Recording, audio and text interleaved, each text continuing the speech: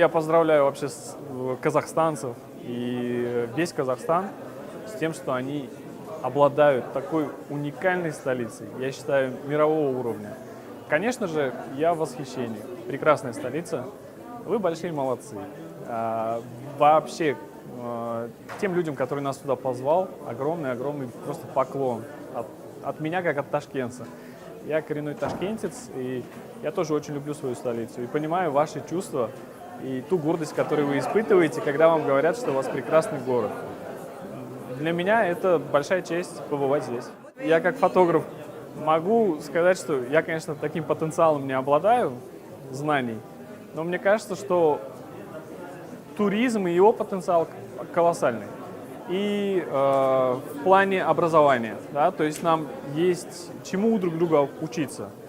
Ну, нам в том числе, да, в большей части где-то может быть.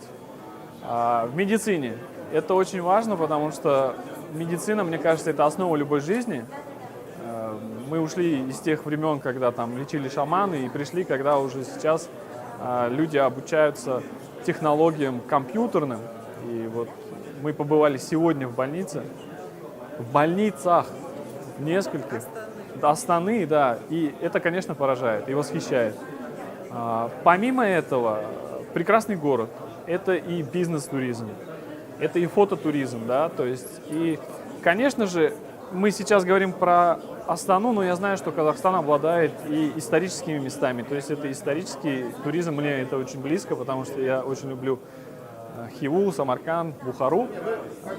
Казахстан тоже обладает, на территории Туркестана есть уникальные места, да, куда туристы хотят бы попасть. Помимо этого у вас прекрасная природа, горы, степи. Да. Ну, то есть потенциал настолько велик, что вот сейчас я могу там часами вам рассказывать, и, наверное, я даже половины не расскажу. В целом нам есть в чем взаимодействовать друг другу.